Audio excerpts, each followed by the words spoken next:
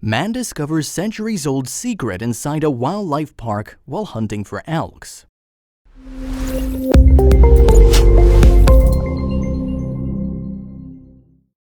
Archaeologists have discovered innumerable things hidden beneath this planet. From artifacts to remnants of entire dynasties, they have found a diverse collection of things. Yet even after all these discoveries and excavations, there are still millions of undiscovered secrets in the depths of the earth. One such discovery happened accidentally by a man who loved adventure and hunting. Reliving his past, he discovered something extraordinary. The Charles M. Russell National Wildlife Refuge, CMR-NWR, is a national wildlife refuge located in the U.S. state of Montana. It is the second largest national wildlife refuge in the lower 48 states of the United States. More than 250,000 people visit the Russell National Wildlife Refuge each year. This makes it one of the most visited national wildlife refuges in the U.S. The hunting and fishing in the refuge are allowed by the U.S. Fish and Wildlife Service. Elk is the priority species on the refuge, and they're the only species mentioned in the refuge's enabling legislation. Most of the people have seen and hunted elks, and keeping the spirit high, one more hunter headed on to bag one of them for himself. On one fine afternoon of November 2010, a hunter named David Brad ventured into Montana's Charles M. Russell National Wildlife Refuge in hopes of hunting an elk. He stepped into the refuge and with full positivity started the hunt. Unlucky David couldn't find any elk that day and was disheartened. He wanted to brag about his courage in front of his family, but he assumed the place was full of elks and he couldn't bag any. When David was all in despair, he saw two people going through the same situation as his. He lifted his confidence and began his search once again. He was adamant about bagging an elk.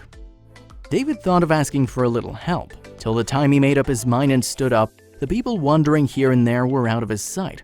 He then decided to give up on the idea of hunting down an elk.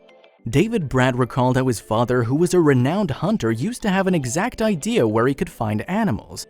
His father was called the shooter by many people, and David wanted to be like him. Brad compared himself to his dad and thought himself to be a loser. He pitied himself for not being able to keep up the good name of his father. He walked so that he'd overcome his anxiety. The comparison he made wasn't even rational. The way he thought about himself would lead nowhere and would evoke an inferiority complex in him. He rejects the fact that everyone has different personalities and continued walking. While walking, David's eyes caught a breathtaking sight. Crystal clear blue water reflecting the rays from its surface, moist land with trees around, and the silence prevailed there helped David to escape the chaos. He could recall his old childhood days. Seeing the moist land, David could remember his childhood days when he used to create castles out of the sand with his beloved sister. They used to have a competition of the castle making, which David used to win all the time.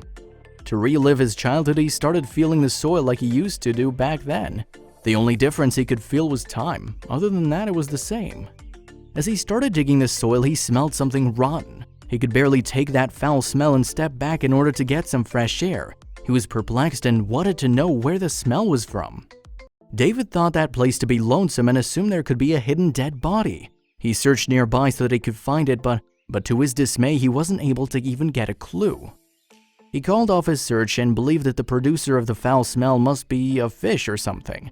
He didn't carry on further and thought of going back to the place where he first tried to create a sandcastle. David went back and started making a dumpling kind of structure, holding the soil between his hands. He made 3 dumpling structures ready and was about to make another one. For making the 4th structure, David cupped his hands with soil and started rubbing it so that all the clumps would be softened. While doing so, David felt something hard inside the soil. He again pressed the soil, but the lump was still there. David discovered that in between the soil lumps was a piece of bone. He analyzed the bone and concluded it belonged to an animal and not a human, which made him sigh of relief. The bone couldn't preserve itself over time. He kept aside the bone and continued with his castle making. He dug the soil, and for the second time he felt stick-like structures, but this time it was beneath the soil. He dug and dug deeper and found more bones hidden inside the layer of the moist soil. On uncovering it, he spotted something which he believed was petrified wood. On having a closer look, David realized it wasn't wood but bones. He assumed it was probably from a dead elk or a bighorn sheep that called the refuge home. David wasn't confident enough while making the statement, so he thought of talking to some external help. David reached out to both wildlife services and the paleontology department of a local museum before reaching out to some unlikely experts for help. Though David was enriched with knowledge of bones, this case was somewhat different, hence he sought some external help. David's children loved dinosaurs. They read many books and comics that included dinosaurs, and taking this as an advantage, David made his children join him and help him dig the soil a bit more. David tried convincing his children by saying that they would get an opportunity to see a dinosaur if they joined him. Both the boys agreed to his father and prepared themselves for the upcoming adversities. The trio started with cleaning the dirt away from the bone. The children efficiently followed the instructions of their father and tried observing his way of working. While the trio was engrossed in clearing the bones, something unusual happened. They kept on revealing more and more bones, and the night sky stretched, but the trio couldn't succeed in getting a whole lot of them out. After making sure the site was kept a secret, they headed back home. On uncovering the bones, it was the size that baffled David. He exclaimed, "It's about the size of a cow." The bones were massive, which made it tough to keep the site a secret. The question that arose was why David wanted to hide the site or keep it a secret. It was because rare fossils are valuable and can attract robbers who are in search of big money. In order to keep the fossils safe, the site had to be a secret. 100 million years ago, the entire region was one giant mud pit on the bottom of an inland sea. That meant the creature, despite being found in the middle of Montana, was likely aquatic. Scientists, while studying the fossil, initially suspected the bone belonged to a mosasaurus. A mosasaurus is a giant predatory creature that resembled a lizard mixed with a whale, but what came up proved scientists wrong. After their first failure, their next best guess was a plesiosaur. A plesiosaur is similar to the mythical Loch Ness monster. For the second time, scientists had to face failure since the bones didn't seem to match up. Scientists started dissolving the rock so that they could find more bones. The dirt was washed away and delicately the bones were being recovered. Astonished, scientists unearthed something unusual. Finally, the team was able to fetch something really big. That was a dinosaur skull. Unlike traditionally shaped cranium, the skull was more like a big cat of an alligator. They also found an unusually large tail wrapped along with a mass of bones, so the external help demanded was more helping hands. For the detailed analysis, the bones were sent to scientists in the University of Alaska in Fairbanks. At first, they too claimed the skeleton to be of a plesiosaur, but after a deeper study and analysis, they marked a difference.